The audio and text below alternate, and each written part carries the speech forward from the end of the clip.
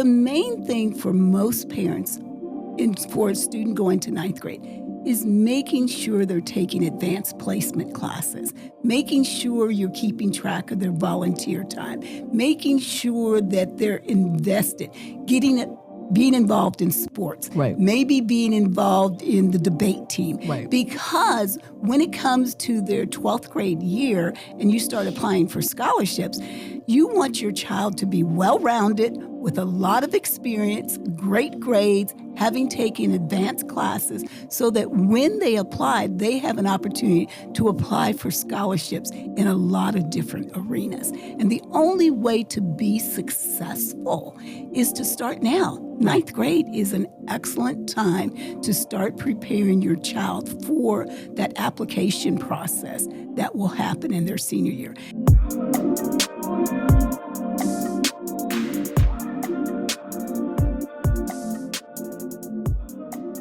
I am so excited to be talking to all of our parents, aunties, godparents of students who are in between the 9th and 11th grade about financial aid. And you're like, Jini, do I need to be hearing about that already? And I'm like, absolutely. We are already a little late to the game. So welcome to another episode of the Thank Me Later Show with me, your host, Jini Thornton, where we are on a journey now to help guide you through this whole process of financial aid. And again, if you have a loved one who's in between the 9th and 11th grade, you need this information, or you certainly need to share it with a loved one. But I'm so grateful that I have the expert, Lenora Jackson, who is here to guide us today. Hello, Lenora. Welcome back. Jini, thank you. Glad to be back. And I'm so excited that instead of, because, folk think, when you start talking about financial aid, it's for graduating seniors. I'm so happy that we're focused on the younger student Absolutely. today. Yeah. It's a good time to start because they're leaving middle school, yes, getting ready to start start high school. Start high school. So parents, I want you to get ready to lock in. Listen, Lenora, you see I even got my I was looking. Got my North Carolina A&T HBCU little love. I said, if I don't wear it now, when am I going to wear it? Just That's representing for my alma mater. But I like for people to know a little bit about you so they understand who they have the honor and privilege to learn from, and so they can really have the opportunity to lean in with you. So first, I just want to say thank you. You have always been a tremendous resource for years. You have come to the studio. You have come with me on radio live. And I really appreciate your commitment to families, because you understand, as educated as we are and as well as we're doing, we need a lot of help with this topic. Absolutely. So, all right, everybody, Lenora Jackson, who now is retired. Lord, I tell every time I say that I'm jealous. Retired after being the director of financial aid at Spelman for 28 years. Can you believe it was 28 years you were on that beautiful campus? No, as a matter of fact, 28 years went by so quickly. At the end, it was like, wow, I've actually been here 28 years. But I loved it. I know you loved it. And Spelman is just such a magical place. It is. I love teaching there. And people are like, did you go to Spelman? No, but I taught there. And one of the happiest chapters of my life to be within those gates. Absolutely. Those beautiful gates. But in addition to being the director of financial aid for 28 years at Spelman, you have also been an auditor, which I love. Look, as an accountant, I really appreciate that. But it gives you great oversight and view into other schools. So you have worked with other schools like Benedict College, Paul Quinn, Jackson State University, Edward Waters College. And I'm sure just being exposed to all of those different schools with all those years at Spelman really has helped you to become the subject matter expert that you are. Absolutely, because it gives me a look at both sides. Right. What schools need to be doing to stay in compliance with the federal government. For sure. As well as what we need to do to help our students get through school. What monies do they need? What monies does the school have to offer students coming in? So it's been a great experience. I love that. And one thing I do appreciate about you is your commitment, again, to families and for people to start the financial aid process early and right away. Thank you. So let's just jump right in. We're going to jump right in. So for now, first of all, tell the story. Why should families who have students in that 9th to 11th grade, why should they even be focused on college and financial aid? Well, it's very interesting you asked that question. I have two nieces. Both have children going to the 9th grade. So I was sitting with one niece this weekend, and she says, Auntie, what am I going to do? Joelle's going to 9th grade. What do I need to do? So it put me really now researching and saying, these are the things that you need to be doing. The main thing for most parents for a student going to 9th grade is making sure they're taking advanced placement classes, making sure you're keeping track of their volunteer time, making sure that they're invested, being involved in sports, right? Maybe being involved in the debate team. Right. Because when it comes to their 12th grade year and you start applying for scholarships, you want your child to be well-rounded with a lot of experience, great grades, having taken advanced classes so that when they apply, they have an opportunity to apply for scholarships in a lot of different arenas. And the only way to be successful is to start now. 9th grade is an excellent time to start preparing your child for that application process that will happen in their senior year. And the other thing, Jini, is this. If you start looking for scholarships now, starting a database that says, this scholarship is for this. Oh, is my child going to be qualified for this? Right. If you look now, you can see some of the things that you need to make sure that your child is involved in For sure. before they get to that time when it's time to apply for that scholarship. Lenora, when I hear you say that, you're really just working on building the academic and personal profile, Absolutely. resume, essentially, Absolutely. of your student. So that way, when it's time, you can just start applying. Absolutely. So for parents, if you're like, oh my God, I have a 10th or 11th grader. We haven't started in the 9th grade. You're not that late, but you got to get going. Absolutely. And that's the reason why we're having this conversation to say, if you have a 9th grader, lock in. Mm-hmm. If you have a 10th or 11th grader, you really, really need to lock in because that's what it's really going to take Absolutely. in order to get through the process. Yes. And Jini, I will also say this. If you start the process early, Yes. it doesn't become so overwhelming I agree. by the time your child gets to be a senior because you have a lot of things in place. You've already started that profile, what they look like, where they can apply. You have some list of scholarships already out there. And that's why if you start early, it's not as overwhelming. But if you wait till the 11th grade, Right. then you're a little bit behind the 8 ball, And but you can stressed. still get it done. Right. But now you have to work a little bit harder to get it done. And Lenora, some of the conversations I've had to have with parents is, parents are like, I'm tired. That's their job. And I'm like, it's everybody's job. Mm-hmm. And so I understand that you may not want to be filling out the application, but there needs to be some accountability built in. Absolutely. You're turning over something too valuable to a student to say you handle that on their own. Mm-hmm. They do need some guidance and they need some boundaries too. Absolutely. And I've seen parents say, like you said, having that schedule. These are the times that we're going to do this research or complete these applications. And after you get this done, then you get to do this. Absolutely. I think you literally need to be that intentional with it. Absolutely. I think that parents know their children. Parents know the child who's going to be the go-getter and will go ahead and do things. For sure. And that child who you have to stay on to make sure it gets done. Right. And so when you know your child, you meet your child where they are. Where they are. I'm over here laughing because I'm thinking about he's going to be mad when I say this, but I'm going to say it anyway. My oldest son, Trevor, who academically was the smartest in our family and could kill a standardized test. And although he did really, really well on the SAT, of course, I wanted him to study. And then I said to him, if I taped the book to your head, you still wouldn't study. You know what I'm saying? Like, I just know, I know this kid. Right. And it literally took so much. And I know a lot of times by senior year, we are exhausted. Exactly. We just want it to be over. But parents, I need you to understand what your time frame really is. Because you want to be done, but you're not done. You're just transitioning to a new stage. Absolutely. And it's for the parents' benefit. Absolutely. To push to get this done. Yes. Because first of all, it's about money. The money that I don't have to put out of my pocket because somebody else is paying for my child to go to college. Right. It's worth getting started in the 9th grade and looking at that. And if you're very financially conscientious, you're going to be thinking about, how are we going to pay for this student to go to school?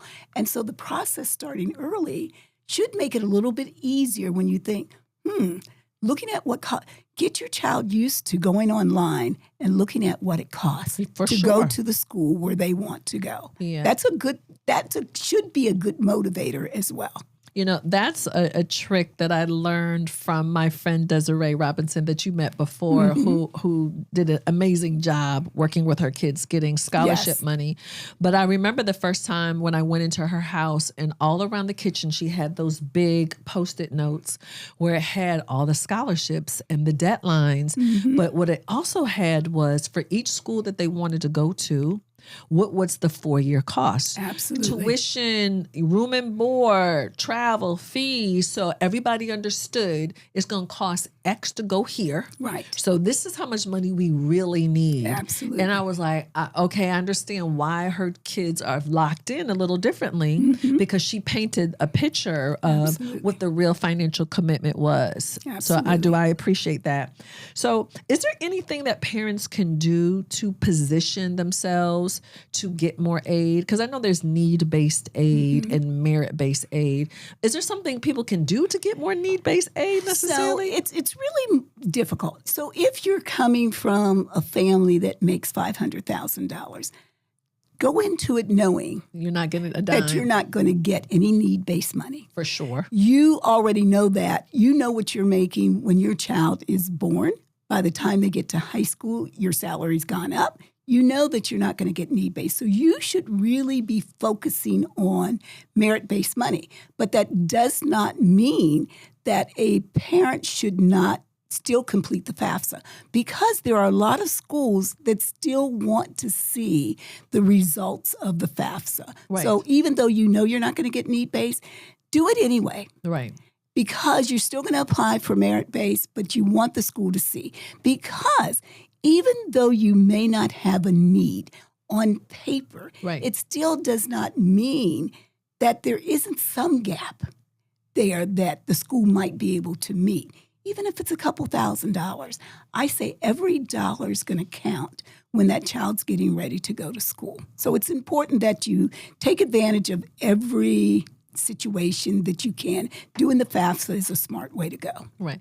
And I know you hear this or have heard it all the time, being in your role as director of financial aid. Parents are shocked that they're not qualifying for need-based aid. Yes. You know, they're like, I can't afford to send my daughter to Spelman or whatever school, but that's not how that calculation is calculated. Can you explain that? Because even if a parent is making $100,000 a year, you may not get a dime. You may not get a dime. And let me just say, a lot of it will depend on if it's just you and that child, and you're making $100,000, your student aid index is going to be higher. Right. But say you're a single mother and you have 5 children. Right. Your student aid index is going to be lower. So that student may qualify for need-based money. Right. So a lot of it depends on the household. Okay. You could be making the same amount of money. It also will depend on how many students you have in college at the same time.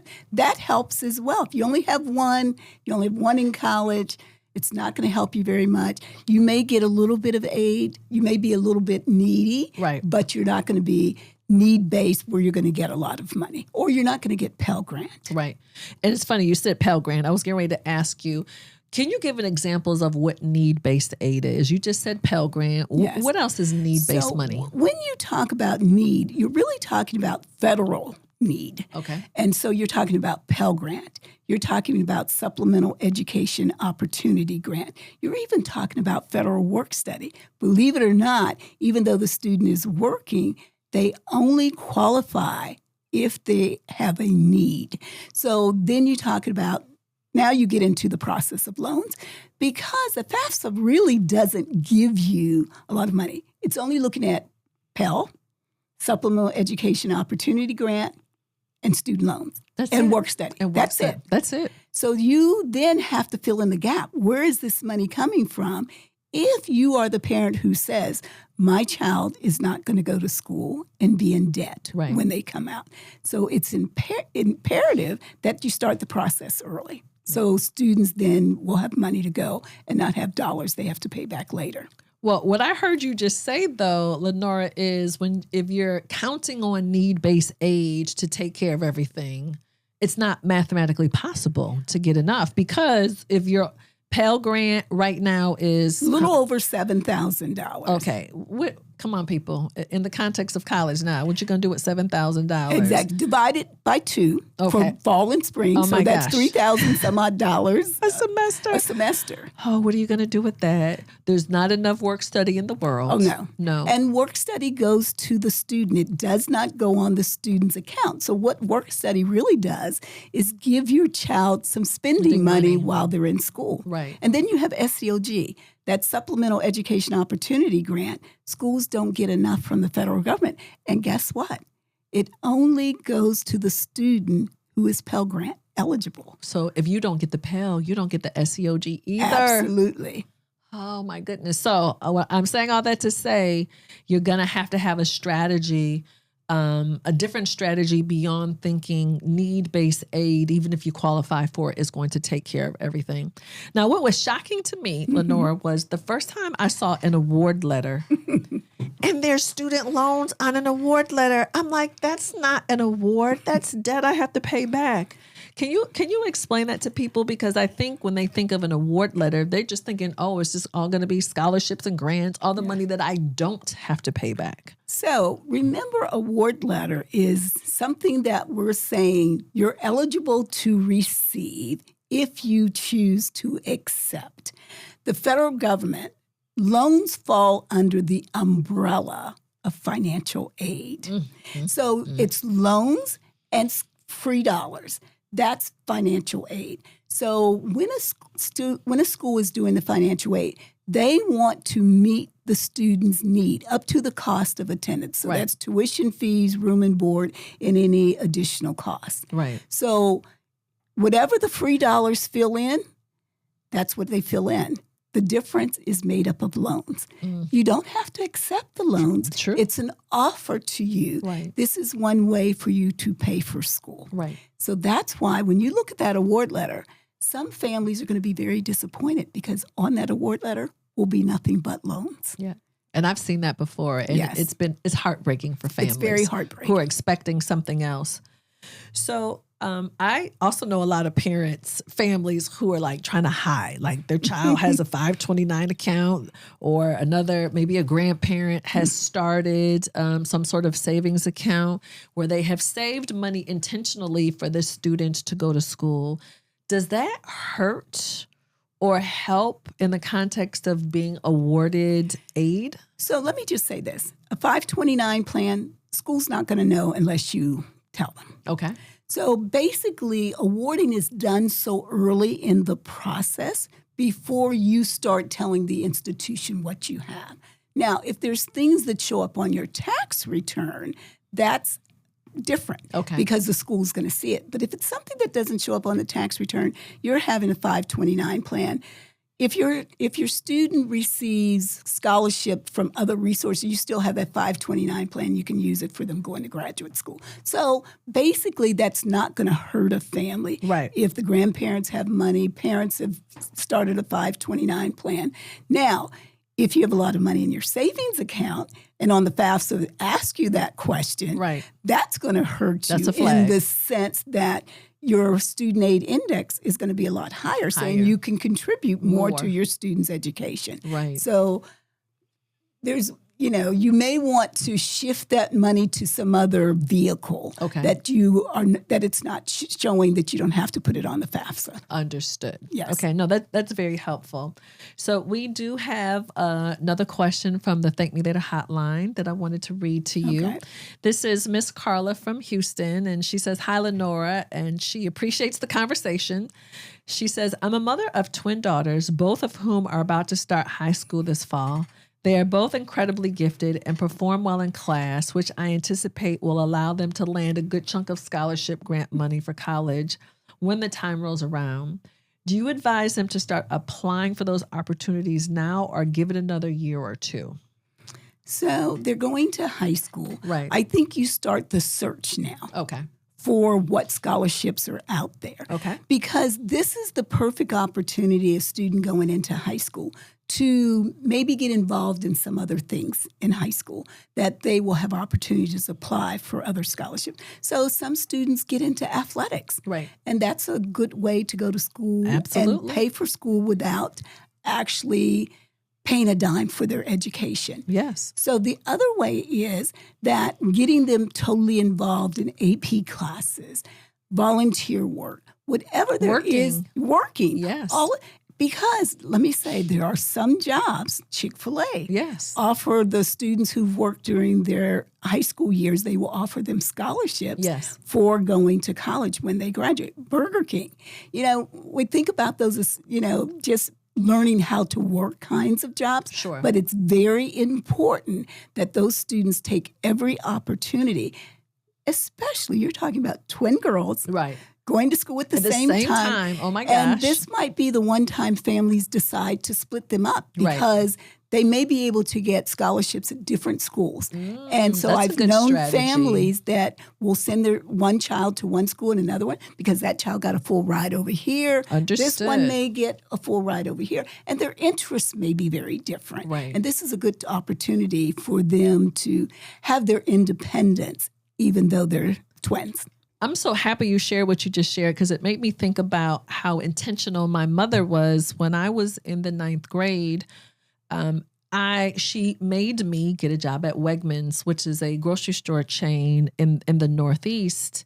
And Wegmans paid 50% of my tuition all 4 years that I was in school. And that was her strategy. Absolutely. It was nice for me to be a kid making extra money, but she was trying to get me set up to apply for that Wegmans scholarship. And literally that was the job that I started and made a world of difference. I tell people I would do commercials for Wegmans for free because I'm internally grateful for the investment that they made. I'm not sure what my experience would have been had I not gotten that level of support. I was an out-of-state student and got half of my tuition. Yes. So although school obviously was a whole lot cheaper back then.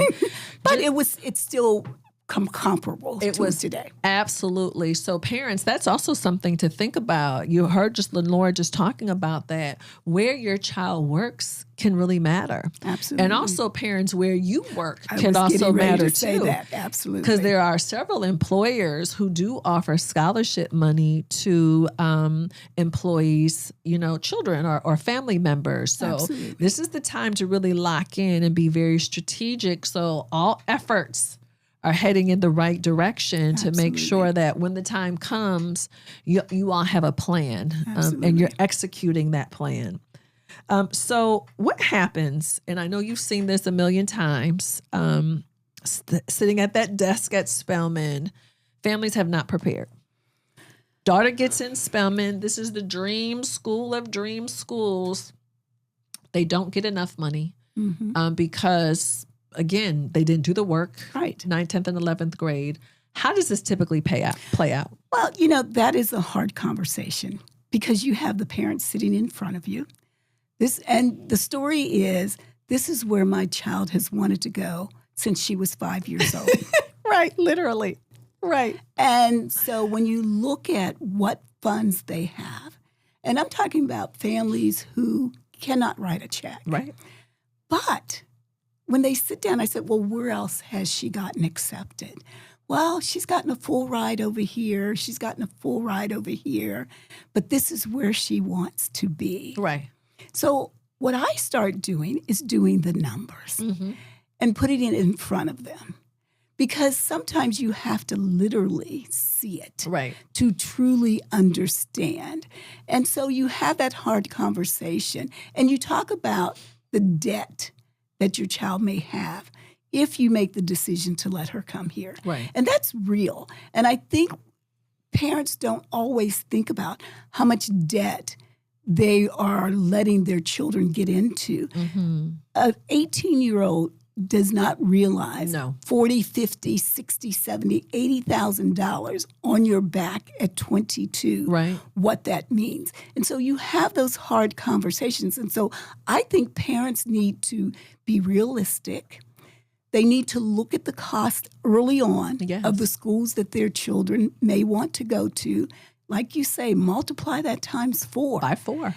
And then multiply your income times 4. Right. If that's all you had to pay, could your own income pay for them to go to school and you still live while they're in school? Absolutely. And if not, then you've got to have a strategy in place. And they always say apply to your wish school, Right. your medium school, Right. and you can do it school. Sure. Because that may be the reality at the end of the day where your child's going to spend 4 years of their life. Or at least start there. Yes. Or at least start because And also, Jini, I would say going to a community college is not a bad idea either. No.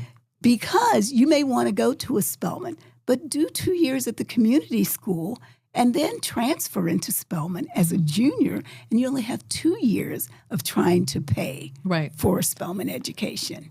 I appreciate you sharing the transfer strategy because, and I don't know if it's true for Spelman, but I know at other schools, it can be significantly easier to get in as a transfer student Absolutely. than as an incoming freshman. Just the academically, there's just a whole world of opportunity for transfer students. So please be open to that, parents. Absolutely. Absolutely. And you're absolutely right. Coming in as a transfer student, you go to a community college, you make the 3.5, 3.7, you're going to get in. You're coming in. But if you're 3.7, 3.5 coming out of high school, you're probably not going to You're get a dime a dozen, Yes, actually. absolutely. Yeah, you're a dime a dozen. Absolutely. Now, I was sitting over here thinking about a student having a full ride, turning down a full ride because they want to go to their dream school. I'm just like, how does that even play out? But the only reason why I know that you're telling the truth is because I've heard this story multiple times. And I'm just like, this dream, like, where did this come from? You know what I mean? And why are we entertaining it? Yeah, like how do we even get here? Unless you're wealthy and you can just write the check and it's no big deal. Well, Jini, one of the things you said, sometimes parents live their dreams through their student. For sure. And the other thing, parents, I don't know where we got this notion that we're not good parents if we don't give in to what the student wants. Right. We are guiding. We're here to guide them, protect them. For sure. And make sure we give them the best advice. And when we do that and we let them think that they can go somewhere where they have no money, I think you do a disservice to that student. You don't prepare them for the real world by doing that. Let's talk about doing a little basic math here. So if parents are like, Lenora, I hear what you're saying, and I want to be very intentional. Are there some tools that people can use to kind of figure out what their award could be? I know it's easy to figure out tuition because you could, parents, please go have your student go to their desired school and all the tuition and fees and all that's posted. You can see it for this year. Obviously, you're not going to be able to see future costs, but you can have an idea of what it costs. But is there a way to kind of get a sense? So, Jini, the federal government has a financial aid calculator that you can. It's free. Okay. You just put in the information. Love that. And it will spit out what it looks like that you're going to have to come out of pocket. Okay. Because reality really sets in when you start looking at the dollars. And I understand wanting to go to the school of your choice. For sure. It is, Jini, I'll say this, and I'll say it out loud.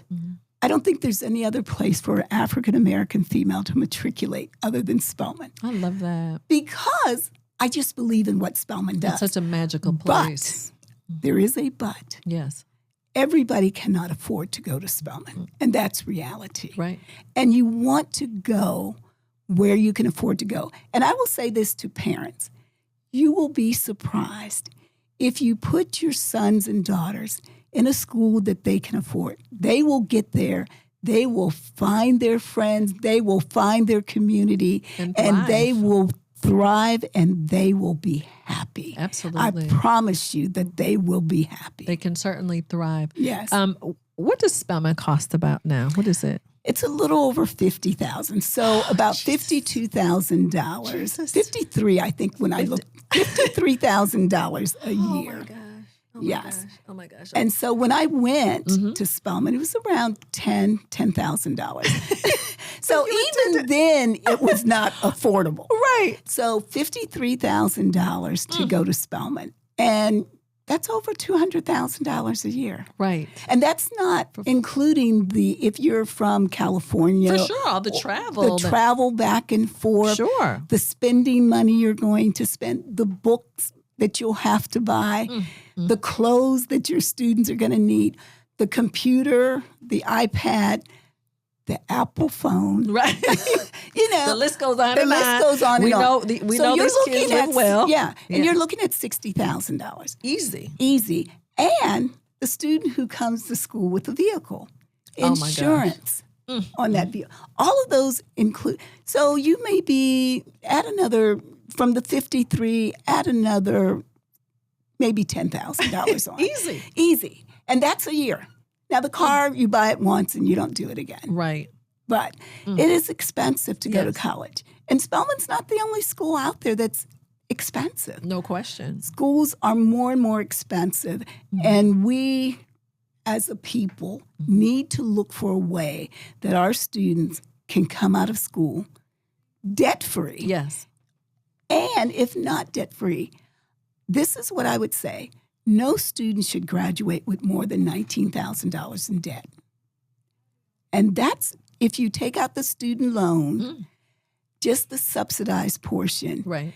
$19,000 is debt. Okay. But it's a small debt. Small, yeah. For 4 years. It feels manageable. That's manageable. A student can afford to pay that back. Sure. If they have to be in more debt than that, that's not the school where they should go. Right. Well, I appreciate you sharing the $19,000 number. I've heard other people say, well, if your student is, for example, they're studying education and they're going to be a teacher and they're going to be making $50,000 a year, that their student loan debt should not exceed like what their annual compensation should be. So you hear all these different formulas. Right. And the goal to me is whichever one you're going to do, it should be as little as humanly possible. Absolutely. And so I throw that number out because it is becoming increasingly more difficult I will say I don't believe there's a way that every single student in the United States is going to go to school debt-free. Okay. But if you have to take out any debt, sure, $19,000 is the max. Right.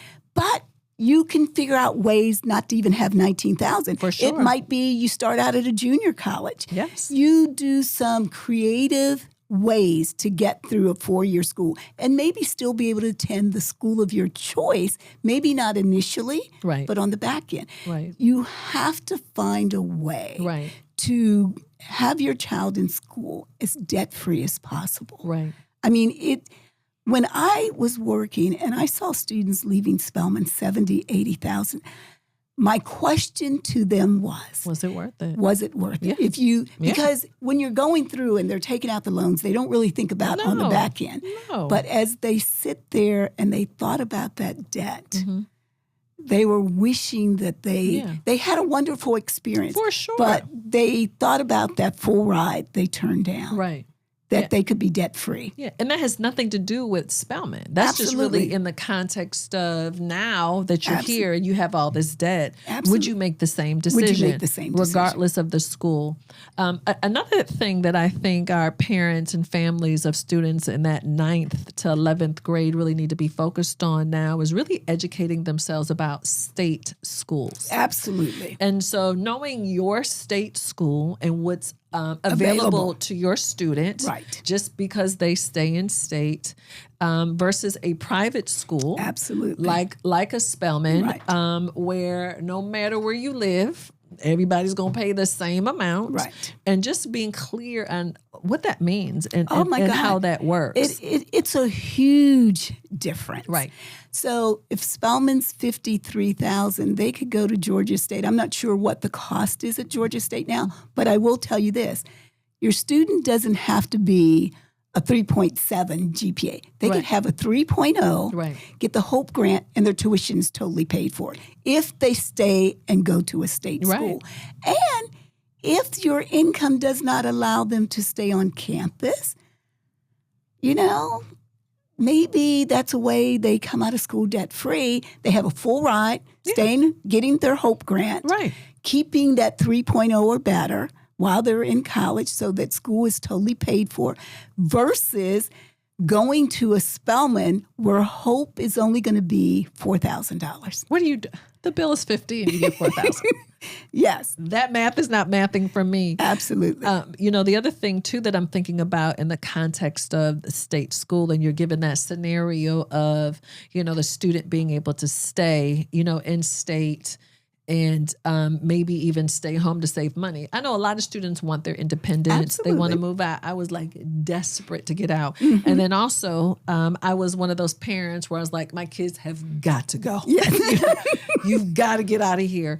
But what an incentive for students to work. Absolutely. Through high school and save towards their housing costs. Absolutely. Have some skin in the game. That's a whole different experience. And that's really important. This is your education. Absolutely. You should have some skin in the game. And the other thing, Jini, what I want to say is for that student who is Hope eligible and stays in the state, tuition's totally paid for. But suppose also they're a Pell eligible student. Right. So they're going to get more money. Yes, they're going to get that Pell to help towards that room and board. Love that. And get work study. So you say to that student, okay, you're working. When you get that check, it has to go on your bill. Right. There are ways to make it happen. And if you're at a state school, you need to really investigate what that school has to offer in scholarships besides state funding. Absolutely. So there's a way that they can find other dollars that are going to help pay for that room and board. Right. So they can have that independence away from their parents. Right. And I'm like you. Oh, it's time to go to college? You're going on campus. Got to go. You got to go. Yeah. Yes. Another thing, too, that I learned when my son was a student at North Carolina A&T, because obviously we live in Georgia, and when he had to come home for a little bit and gather himself. Parents, please don't be afraid to let your students come home for a semester and gather themselves. Did that. Never had another problem with him again. Mm-hmm. When I tell you that kid locked in. Mm-hmm. But what was interesting, when he came home for a semester and desperately wanted to return to A&T, and he figured out how to get residency in North Carolina. Mm-hmm. And so I say all that to say, I have another friend. Well, first of all, one of my best friends in college. Why does she have 3 kids at A&T right now? And she lives in Michigan, so she's out of state. Set of twins. Wow. Then they have a brother a year younger than them. All 3 of them are there right now. Wow. I'm like, it's just stressful. Yes. But they just went through the process of becoming in-state residents. Yes. Parents, if you need to know what's on your homework list, if you live in Michigan, but your child wants to go to FAM, which is a state school. Mm-hmm. Now, if y'all want to go to Spelman, Morehouse, and Hampton, this ain't going to help y'all. It's not going to help. But what a great strategy. Yes, and Jini, that is absolutely true. My niece, who went to FAMU, after a year, they gave her a scholarship because of the close proximity Georgia is to FAMU. Right. So she was able to get in-state and started paying in-state tuition. There are ways, but you have to do your homework. You have to do your homework, and you have to do your homework early, so that way you have the time to put the strategy together. Absolutely. And know what all the different moving pieces are. I mean, this has really been a helpful conversation. I feel like parents have, a good to-do list at this point of, some very actionable things that we've shared. Anything else on your mind when you're thinking about 9th to 11th grade parents? Any advice or tips or missteps you see folks make? I think that if parents aren't paying attention to what their students are doing in school academically, That is one Number one. misstep. Parents sometimes feel like, well, they know what they need to do. You need to be checking that portal, Yes. making sure homework's turned in, Right. making sure they're taking advanced classes, making sure they're taking the language courses, Right. making sure you're driving them to volunteer work, making sure they're getting involved in sports. Anything that's extracurricular Right. that they can put on their resume important. and their applications for college, for scholarships, because everything they do from the time they hit 9th grade Right. to really 11th grade, the end of 11th grade, that's it. Because what applications matters. start the beginning of their senior year. Yeah. Yes. No, you're right. That definitely tells a story. And again, I know a lot of times parents, I know you are tired, you're exhausted, but you actually have to lean in right now. Yes. I know when my kids were in high school, Lenora, I would, you know, when your kids are little and they're elementary school and you meet with all the teachers, I did that at the beginning of high school. Absolutely. Listen, if you ever have one single problem, I want to know, because I'm like, we have to get ahead. Absolutely. Because I know what we're building towards here, Absolutely. and I do not want to get caught off guard. Right. One last thing I want to talk about before we wrap up. So this, I know we're primarily focused on our younger students, 9th through 11th grade. And I know you have seen this 100 million times. When students get to college, parents do not have the right to talk to financial Anybody. aid or anybody unless your student signs whatever that Absolutely. form is. Yes. It's called a FERPA form. The FERPA form. Parents, I don't even understand how you are negotiating this with your student. Absolutely. Yeah, this doesn't even make any sense to me. And when my oldest son went to college, I told him, I said, you know what's fine?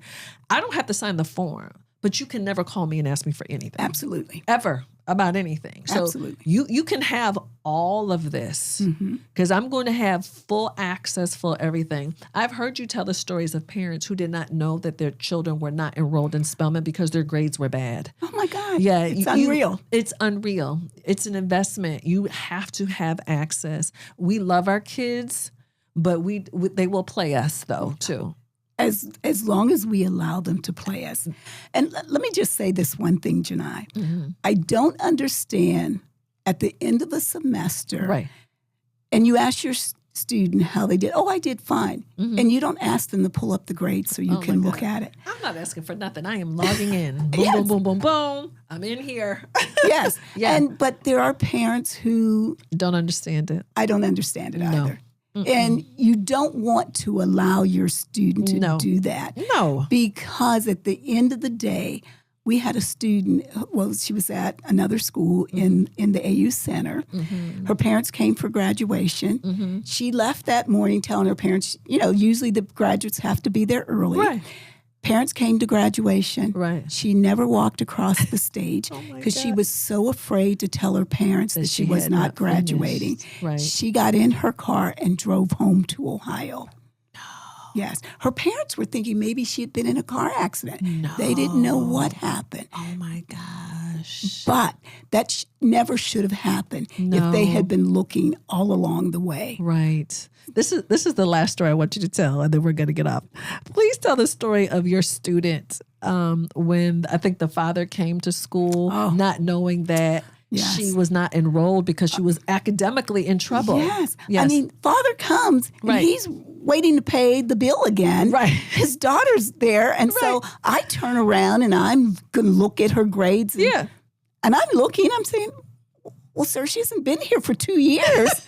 He said, what do you mean? The father had been sending her a check to pay for school. She got an apartment in the city and was living the good life on her parents. God. And parents are like, What do you mean? She's not enrolled. yeah, and it's like they don't want to explode in my office. Of course. So they kind of quietly get up and take her out. I don't know whatever happened. Right. But it's unbelievable. Or a Right. student who doesn't do well, and I'm looking at the grades. I said, well, did you share your grades with your parents Right. this last semester? Because, I'm thinking you're losing your financial aid. You are academically Yeah. ineligible. And yes. so she says, no. I said, well, do you want me to share the grades with your mom? No. And the mother starts crying. Oh my God. I could write a book. You should write a book. And this stuff sounds so crazy that you almost think it can't be true. But parents, we're telling you these stories not to be funny, but just to let you know Absolutely. that it can literally get to this point. So you have got to lock in. You have to have a time consistently, once a month, once or whatever, where you are logging in yourself Yes. to have an idea, because that way you can catch it before. Yes. And what I tell parents and students, your parents are your biggest allies. Right. Right. Tell them what's going on.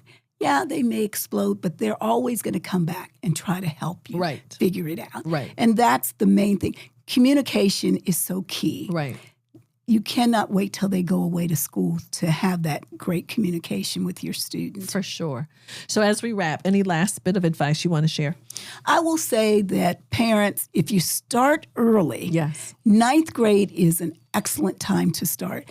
Love that. Really starting, looking at scholarships, looking at the cost over and over. Make sure your student understands Love that. what it costs. And I will tell parents, usually you can add about 3% on for each additional year Okay. of the cost going up. That's a rough estimate. That's a pretty good estimate, knowing that you're going to have additional costs. So that $200,000 or $206,000 we're talking about Right. with Spelman now, it's going to be more than that. It's going to be more. So because you've added Lord. 3% on for that sophomore, junior, and Right. senior year. Right. So start early. And parents, the advice that I'd like to share with you, really more so as a parent, is be clear on what your commitment is. What financial commitment are you willing to make? Yes. Again, my husband and I were very clear with our kids what we were financially willing to commit. Really, because we had paid for private school too. I'm like, you're not getting money twice. Right. I mean, this is it. So you're going to have to figure it out. Oldest son, academic scholarship. Youngest son got a athletic scholarship. He ran track in college, graduated with 0 debts. Yes. Too. And so just super grateful for that. And I need you to be unapologetic when you say Right. that. You're not a bad parent. And I need you doubled down and focused on your retirement. Absolutely. Because it's coming. We all want to be Lenora when we Yes. grow up. We want to retire and have some fun and live our life. Okay. And retire and not have to get a second job. Oh my God. Like, that's not retirement at all. Who wants to do that? Right. So let me ask you this question. Since Thank Me Later is really centered around leaving a legacy, what does leaving a legacy mean to you? My biggest legacy, and I'm living that now, when I'm out to dinner, when I'm out somewhere and I run into a See one student of a student and that they you- tell me, Miss what you Jackson, if it did hadn't been for you, I would not have made it. Mind you, when I left Spelman, my supervisor said, Lenore, you have seen 11,000 some odd number of students. I could not believe that in the time I'd been there, 11,000 students. Right. And when I run into those students, I'm like, thank God that I had a heart, Right. that I wanted to help students. And it's my biggest thrive right I now love is that. to really help parents and students figure out a way to go to school Right. for free. Yeah. I mean, it's important. And I appreciate you sharing that and looking forward to working with you more on helping parents navigate this, because they need access Yes. to you, your wisdom, and how to navigate all of this, because it's a lot for sure. So parents, listen, I know you need some other tools, so please go to the Thank Me Later community. You can go to thankmelatermoney.com. We have an amazing Thank Me Later scholarship organizer. You need a system. This is going to be too hard if you don't have a real systematic way of managing all these deadlines and scholarships and all this stuff. So please check out our Thank Me Later scholarship organizer. We have a ton of other content. I have had the opportunity to interview Lenora several times. So there's other content with her out there within the Thank Me Later community and on our YouTube channel as well. So, and share this information. Oh my gosh, people desperately need to hear this information. So we need you to like and subscribe, all the things, but please, please, please share this with your family and friends and colleagues who are in this chapter of their lives. So thank you again for tuning into this episode of the Thank Me Later Show with me, your host, Jini Thornton. And I'll see y'all next episode. Take care now.